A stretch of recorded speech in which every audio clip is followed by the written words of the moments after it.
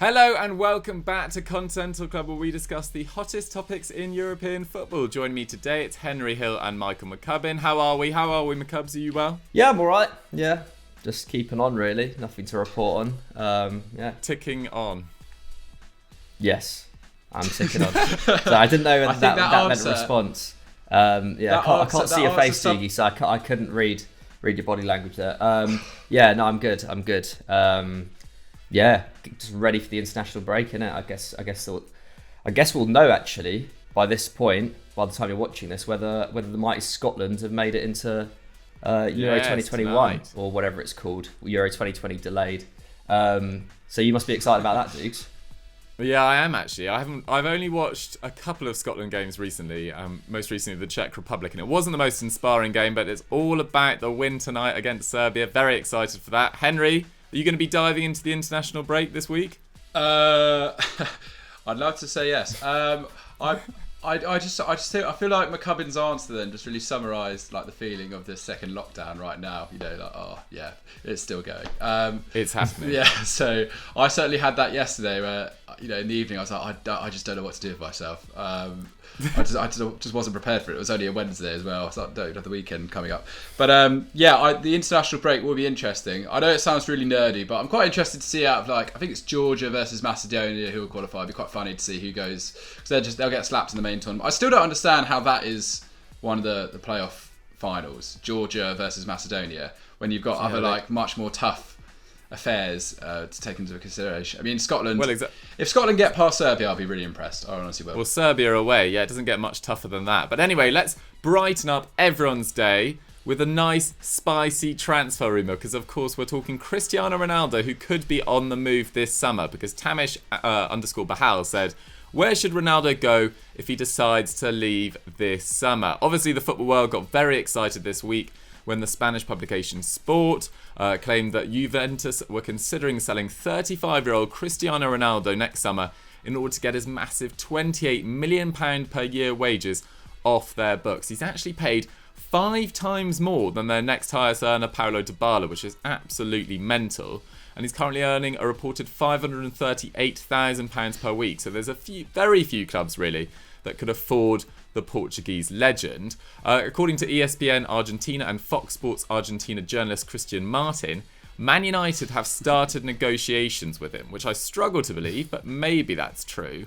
So today we wanted to break down which club would suit him best. But before we dive into that, just a quick reminder to subscribe to Eurofootball Daily and hit that notification bell to never miss a Continental Club. We do videos like this every single week. And if this video hits 2,000 likes, I'll do an Instagram live this weekend on the Football Daily account, and we'll talk all things international break. But back to today, McCubs, because let's talk Ronaldo and let's talk Man United. But first, let's sort of set the scene with how Ronaldo's been performing. Yeah, I mean, I think kind of United fans would have mixed feelings about Ronaldo returning in terms of where the club's at right now, where Ronaldo's at right now, but you can't really take too much away from him in terms of his performances on the field. He turns 36 next year, but he's still performing at an exceptional rate, isn't he? Since that €100 million move in July 2018, he's scored 71 goals in 94 games. Obviously, that's not quite at the kind of 1.1 goals per game or whatever it was that he was operating at Madrid. But for a striker of his age, is still mighty impressive. Obviously, he's helped the club to 2 league titles as well. And kind of as we feared as well, in the process, Juve have become a bit over-reliant on him. I think that's one thing that we probably all agreed on in 2018, which was a risk for them to do in terms of going into that transfer, was that Ronaldo's output would probably become something they'd rely upon almost a little bit too much. But yeah, 74 goals in 68 Serie A games. That's 5 more than the next best Immobile in that period. This season, obviously, he's been limited to only a handful of appearances due to coronavirus, but he's still got 6 goals and 2 assists. And his underlying numbers look excellent this season as well. So he's taking over 6 shots a game. He's averaging just under a key pass, just under a dribble, which is probably a little bit down actually on last season in terms of his creativity. However, 1.56 expected goals and assists per 90, up from 1.1 last term. I think that's kind of better than what like Harry Kane and Mo Salah are managing so far this season. So yeah, and he's also been very clinical as well, which we've not necessarily said about him in the past. I think, you know, he's obviously always taken a lot of shots, but has relied on that big shot count. Doesn't necessarily hit the target all the time, but he's getting nearly half his shots on target this term. I think only Luis Muriel gets more than his 2.8 shots on target per 90. So yeah, he started the season in real clinical fashion. But as for those reports linking him to United, like you do, because I struggle to believe them, if I'm honest. But you know, it's worth it's worth us kind of at least speculating over the idea of it, because you know that's what our job is, isn't it? You know, look at these kind of crazy rumours and kind of look at the hypotheticals, as it were. So yeah, I mean, as a United fan, I'm not particularly sold, even if it was true. You know, obviously it would be a romantic return for Ronaldo. Obviously it would be a commercially very lucrative or potentially lucrative move for United. Obviously, you know, did amazing things there, didn't he, in that 6-year stint in the mid 2000s or mid to late 2000s. 8 major trophies, 3 league titles, a Champions League, contributed to 79 league and Champions League goals in 90 games in his final 2 years. Obviously, he was transitioning to that kind of striker role, wasn't he, or is that kind of more central role in that time.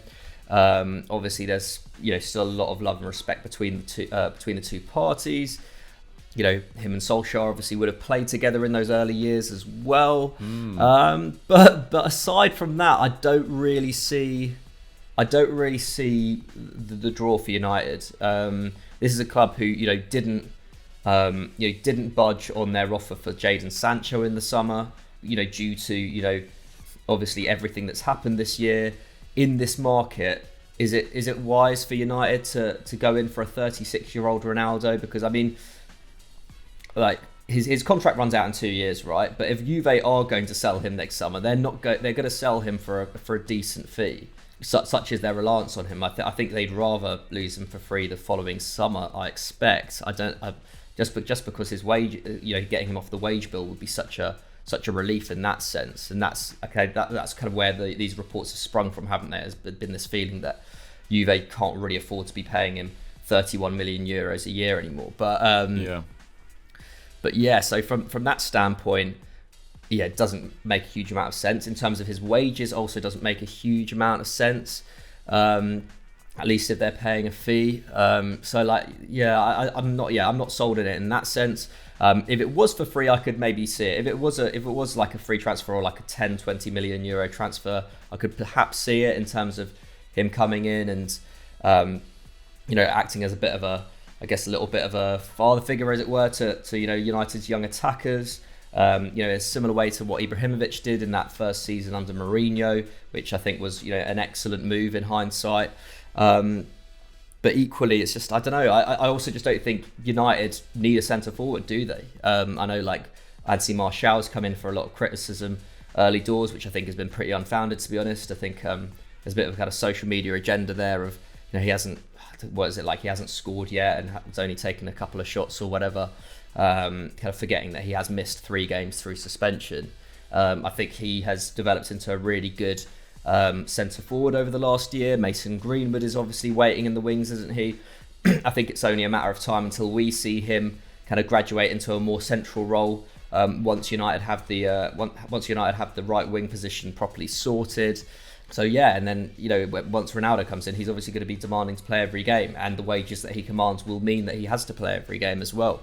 So yeah, overall, I'm not sold on this at all, and I don't really feel that sentimental about having him back either, if I'm honest. Like, if this was 2013, 2014, 2015 even, I would have obviously been super excited about it, but that's not the case. You know, Ronaldo looks pretty evergreen at the moment, but you know, he's not a title winning signing, like, in my eyes, not for United. Like, United don't. That's not the area of the team that United need to improve on in order to become title challengers. Like, it's just that's just not the case. So yeah, that's my feelings on it.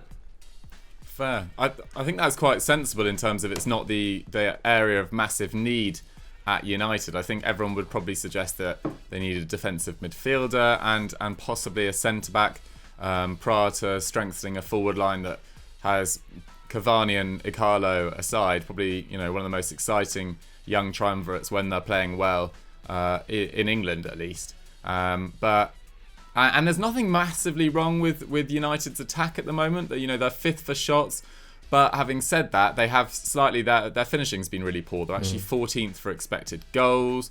They're only averaging 1.2 expected goals per game, which is down from 2.2.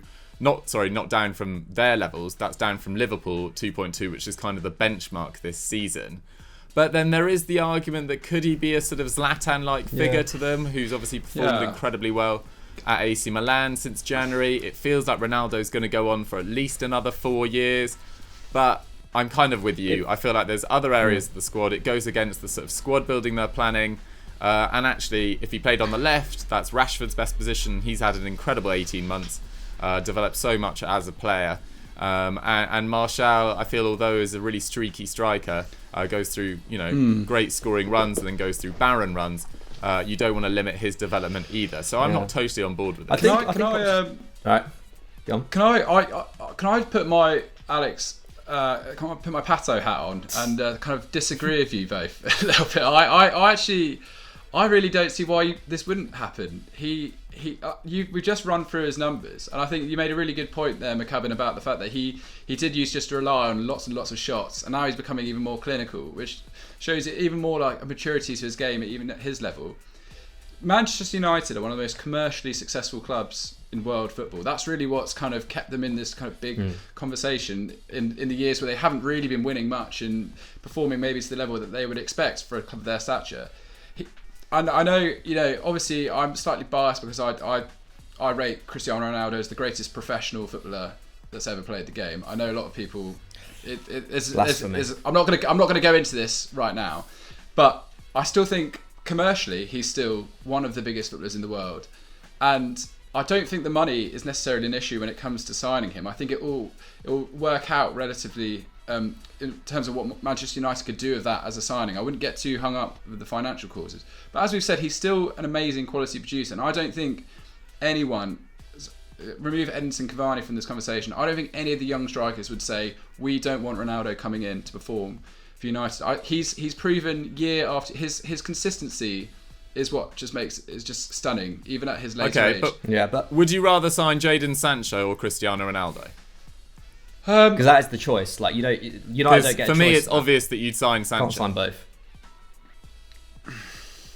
Ooh, well, clever. Well done, boys. I think my problem. I still think with it is that like we haven't seen like as great as Ronaldo is. He was playing in a Real Madrid side, one of the greatest Real Madrid sides ever, probably in the top 2 or 3 Real Madrid sides ever. Some people might even argue that the Real Madrid side of the 2010s is the best Madrid side that's ever been produced. So he's playing in perhaps the most star-studded squad in world football, aside from perhaps Barcelona. And then he moved to Juve, who are winning leagues at a canter anyway. Like, I think if you're going to sign Ronaldo, it has to be with the view to winning the league and challenging the Champions League. And I just don't think that's my thing. I just don't think he makes that difference for United. I just don't think he makes that difference. It looks like it's probably going to be easier to sign Ronaldo than Sancho this summer. If United don't finish in the Champions League spaces, which is a very real scenario that could occur, then I'm not saying that Ronaldo would definitely go there, but it's at his age and at his status in his career, kind of the novelty factor of going back to United might be an easier kind of conversation in a way than getting Sancho, who I appreciate, he's not performing great at the moment. I'm not going to take his value based on his current form, which isn't that good. But it could be difficult for them to sign Sancho if United don't look like they've really progressed on this season. And although I feel it's a bit unfair what's happened to Oli and in terms of their performances, and I think he's been slightly let down. But I still think that if the opportunity to sign Ronaldo is there, for everything, all the emotions and everything it encompasses, even if it's just for a season or two, and I agree with you, I think like Zlatan Ibrahimovic, he could go on for a number of years and continue to play. I still think that's an incredible opportunity because he is a guaranteed success. And I think Sancho, you never know, the transition might be hard for him because he's never really, other than moving to Dortmund at a young age, he's never really switched clubs. Ronaldo's, like I said, a consummate professional. He'd slot in there, and I think he'd do an incredible job wherever he goes. Yeah, I mean, if he's happy playing on the right, then fine. But opinion is the spice of life, and that's why Continental Club is the best show on YouTube. Always different opinions. It's always a welcome space. But Henry, let's move on to an alternative to Man United in PSG, who always get linked with Ronaldo. Yeah. But could this actually happen? You're right.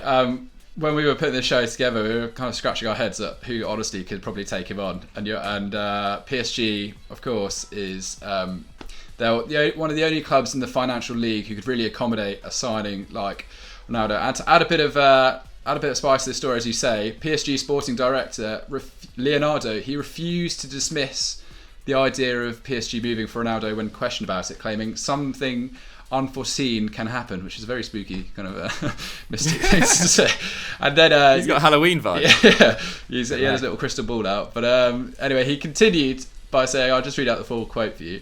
Who can buy him? It's a closed circle. PSG enters this circle. Usually it's about situations, opportunities. So yeah, who knows what could happen? And obviously we're in the midst of a financial pandemic. But Leonardo said other clubs will perhaps have more difficulty overcoming the crisis. The ambition here is always enormous. Now we know when it comes to finances, PSG aren't really concerned at all. And a bit like my previous argument, from a commercial perspective, this completely fits their bill and profile. It's one of the kind of ideas that actually makes sense. But anyway, Tutor Mercato Web, they just reached out. They claim that PSG could be prepared to put forward an extraordinary swap deal involving Neymar, whose contract expires at the same time in 2022. Now, I think this is complete.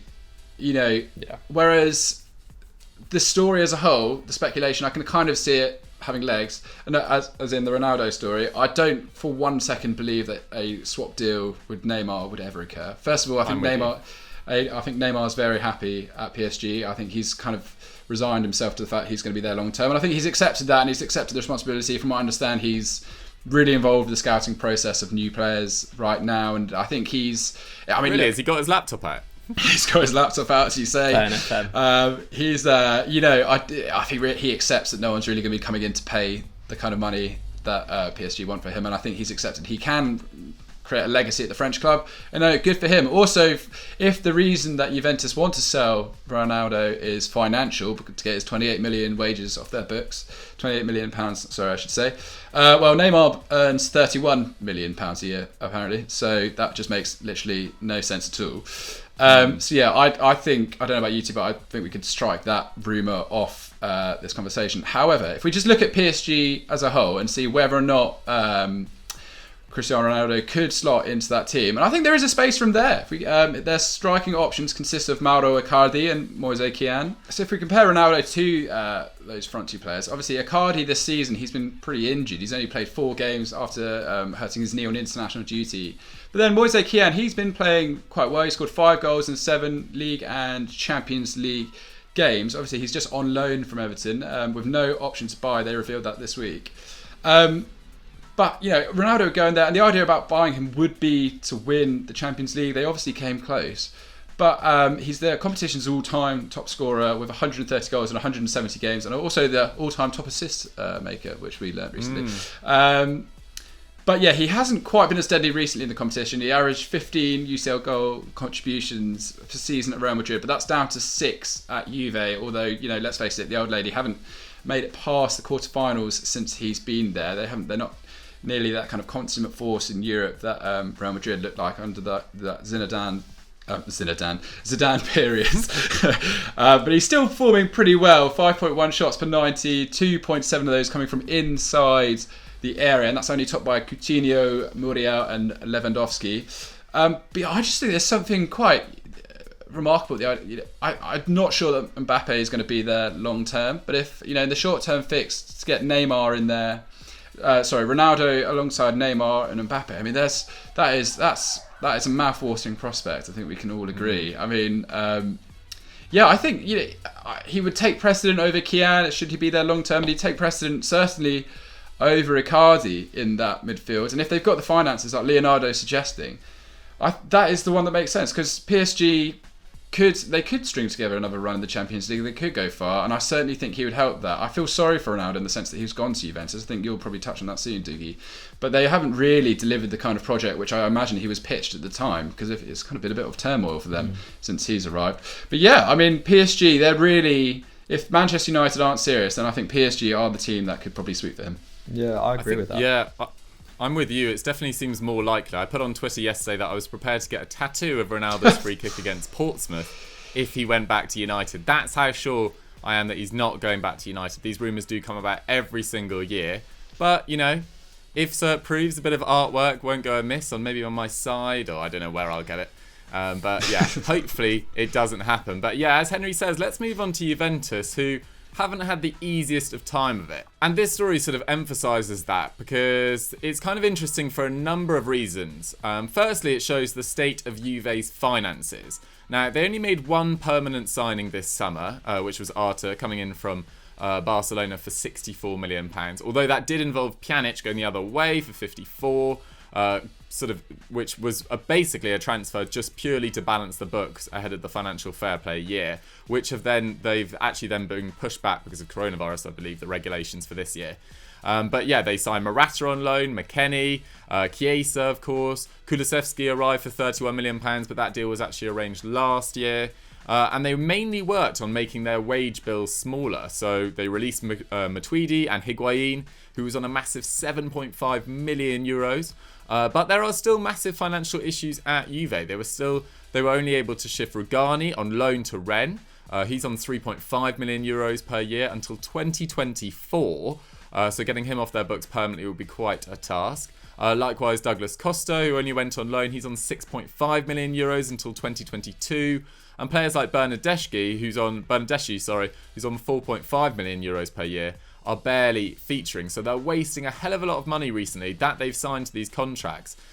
Mainly since Ronaldo's come, a lot of players have rightly been like, well, I want to get a slice of the pie as well, and a much smaller slice of the pie. But when you've had such a monster come in terms of hoovering up wages, everyone wants theirs realigned. And so far, Juve this season, obviously last year they still won the league title, but Ronaldo had his issues with Sarri. It was clear to see that they didn't necessarily see eye to eye. The football was pretty sterile. And this year, despite the introduction of club legend Andrea Pirlo, it hasn't gone that much better so far. They've only lost one of their 10 games in all competitions, which was a 2-0 loss to Barcelona. But they've only won 5 of those. They are currently unbeaten in the league, and they are 5th, but they're already 4 points behind AC Milan. And one of those wins came against Napoli in an awarded 3-0 victory over coronavirus, and that game is being appealed, so they might have their 3 points taken away. And their underlying numbers, their stats, really aren't that impressive. They suggest that they don't really deserve to be that much higher. They're 8th for shots per game, they're 8th for shots against, 6th for expected goals, 3rd for expected goals against, and rated as the 7th best side overall.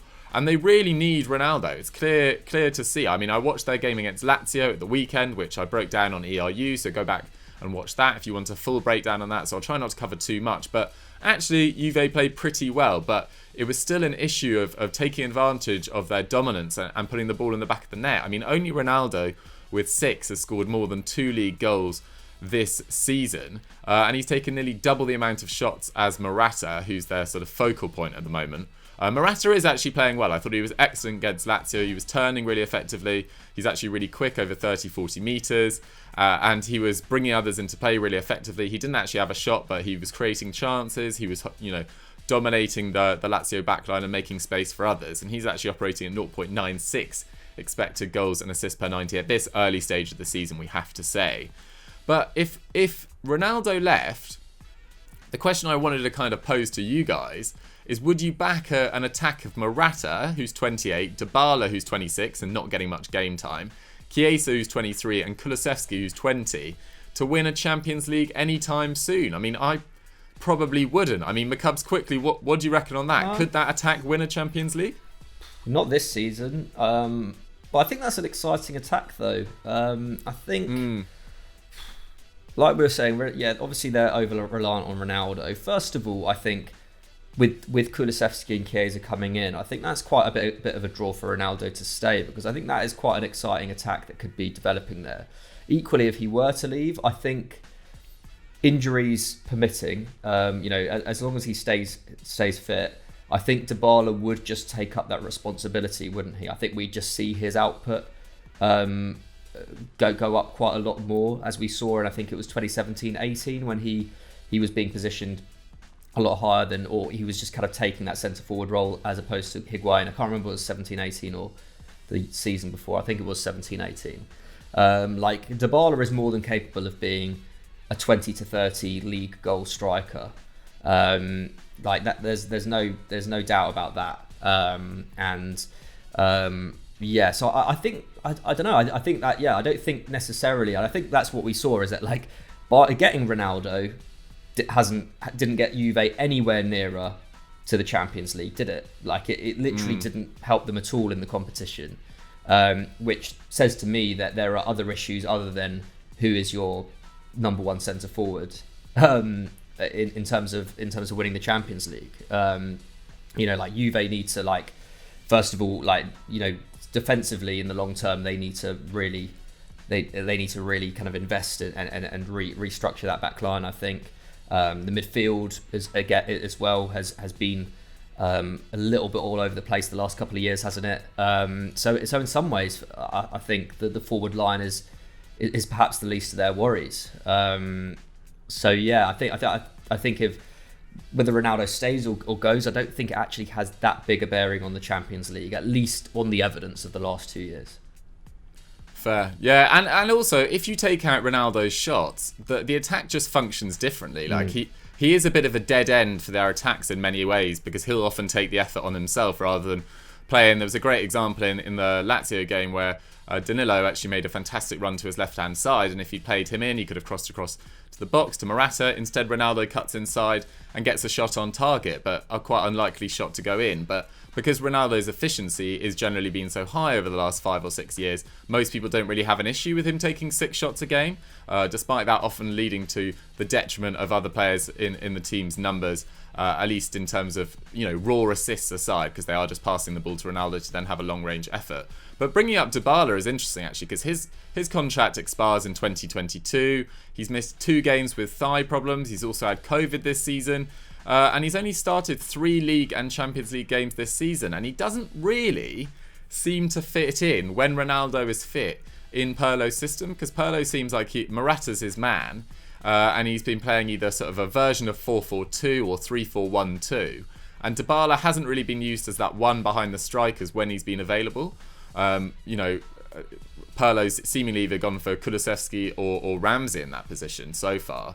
And Calcio Mercato are reporting that Real Madrid could be interested in a swap deal in January for Vinicius Jr. and Isco, which would be absolutely fascinating. I don't think for Dybala going to Real Madrid makes a lot of sense in terms of their system doesn't really fit his skill set necessarily, but maybe a change of scene is exactly what he needs at this stage of his career. If Juve managed to pick up Vinicius, one of the most promising, if slightly inefficient forwards in world football, then I think that's quite a good deal. And then Henry is not he's written him off at 20 years old. Honestly. What does that deal instantly spell to you, Henry? Who do you think is getting the better end of that deal? I mean, honestly, I think Real Madrid, seriously, I'm not even being funny about that. Dybala's not old in the world of football.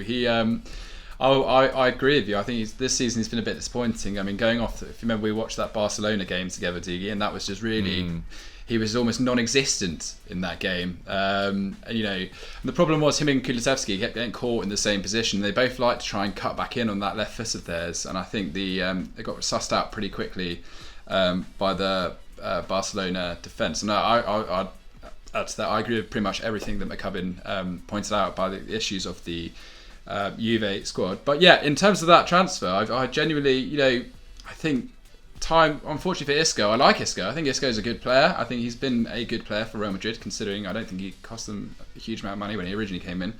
But I do think time's running out for him to really do so. He's got to take a look at his career and maybe suggest, do I need a change? I think this could be the opportunity.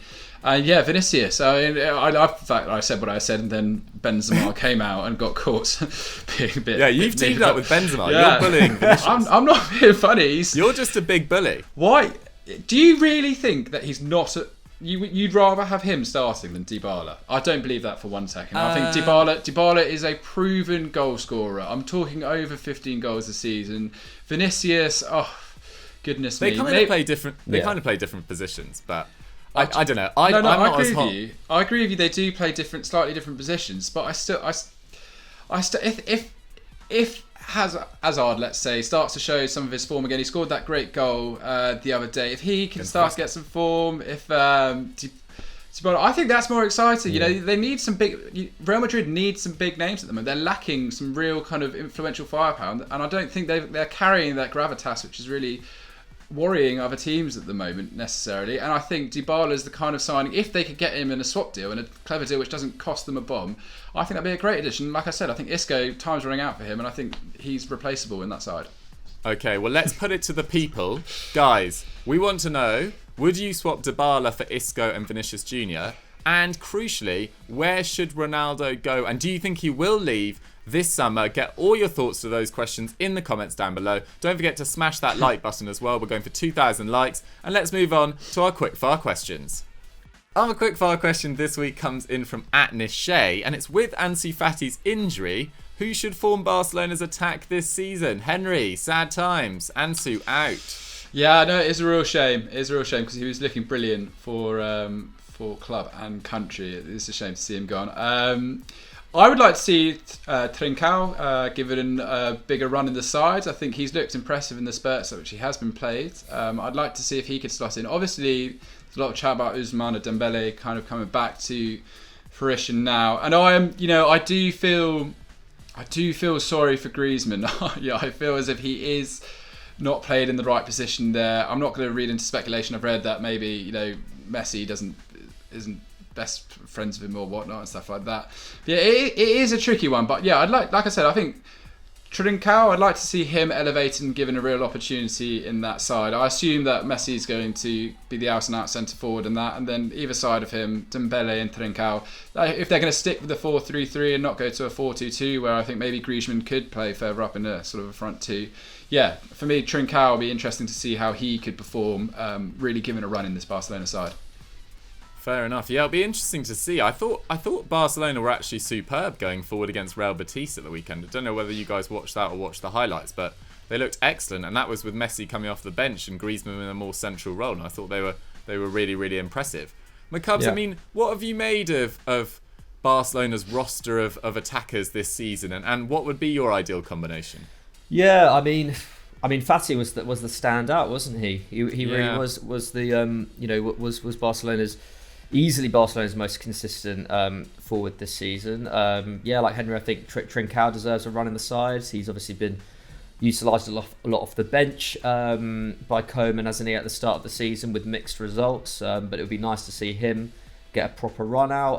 Dembele looks as good as he has done in the last couple of years, to be honest, doesn't he, as well? So and obviously I think this will probably see Messi's output increase. I think Ansu Fati really was taking the responsibility in that attack in the early weeks. I think now that Messi kind of has to do more of that work, as it were. I think we're going to see his output. I don't know about explode, but I think we're going to see him kind of somewhere near back to his best, hopefully. At least on the evidence of that Betis game where he was fantastic, wasn't he, after coming off the bench. Hopefully Coutinho will excel a little bit more as well. Again, I think Fati being out maybe gives him a bit more of an opportunity to kind of fill those spaces around the edge of the area where he's so dangerous. I don't know. I've just always been very keen to see Coutinho do well at Barcelona, because I think when they initially made that signing, it kind of made a lot of sense, and it just kind of never worked for him. And his form at the start of the season has been a bit mixed as well. But yeah, I mean, there's plenty of opportunities there, isn't it? I think when when Fati originally got that injury, it seemed a bit like it seemed pretty devastating just because how dominant he's been in the early weeks. But Koeman's got more than enough kind of tools there to make it work. Obviously, we've not even mentioned Pedri either, who's already got a lot of experience for a player of his age. So yeah, I wouldn't be too worried, but equally, yeah, I can't necessarily form what the set attack would be, what the set positions would be. Maybe it would be 4-3-1, Messi up top, Coutinho behind him, Ousmane Dembele on the right, and Trincao on the left, I guess. So yeah, so maybe that would be the thing to go with. But I think that's probably been kind of a bit of a dilemma for Barca, and maybe one of the reasons why they've been a bit inconsistent at the start of the season is that Koeman hasn't seemed to know exactly who he wants to play there every game, and I think they need that consistency. Absolutely. It's a credit to Ansu Fati that people are talking about Barcelona's season, being really badly affected by his injury, and he's only 17, 18, might actually only be 17. So yeah, he started the season exceptionally well. Doesn't just look like one of the best young players in the world, but looks like one of the best players in the world at the start of this season. So absolute credit to him. His development's been spectacular. He's been an ice cold finisher, a fantastic runner in behind. He creates so much space for others. I think it's a real shame that he's missing for part of this season. I said it on an ERU a couple of weeks ago that I think he's the best teenager in world football by a distance. Yes, so, Dougie. Yeah, it's a big shame. It's a big shame. Forgetting guys, Alphonso that's all we've Davies got. there.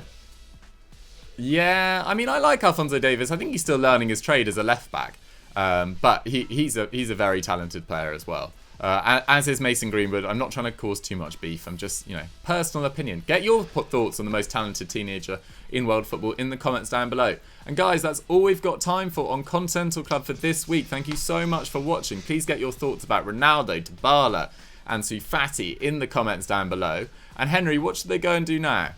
So we've just released a couple of days ago a scout report on Mason Mount versus Jack Grealish. I think that's really interesting. A lot of thought in there. Obviously, Southgate has brought it up in press conferences again.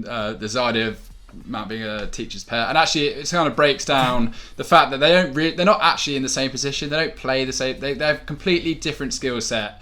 And I wrote it. I'm not saying it's an amazing piece of work, but I really enjoyed kind of really getting to understand. Thank you. Getting to understand the kind of comparison and the differences between the two. Go and educate yourself on that, and obviously cheer on the Three Lions. Nice. Anything from you, McCubs? Not me personally, but there's a EFD Explained came out the other day. Our first EFD Explained actually on why Barcelona could go bankrupt. Which was an excellent script and voiceover by Pat, and a really good, really good edit by Danny, I believe. I think it was by Danny, yeah. So yeah, go and check that out. Go show that some love. Leave it a load of likes and whatnot, or leave it one like because you can only do that. But and then we've got another one coming out next week, so keep your eyes peeled for that. That's going to be about Real Madrid. Yeah. Perfect. Loads of great. Can I just say, Dougie, your big debut on the Football Pyramid this Saturday morning. So yeah, is that tomorrow? The critics wanted it and they got it. So yeah, I can only apologise because I was having quite a few technical issues and the camera quality is not great. But yes, I am taking on the Football Pyramid against Zach Jalab at Saturday at 10 a.m. So get ready for that. Thank you very much for watching Continental Club for this week. We'll see you next time. Bye.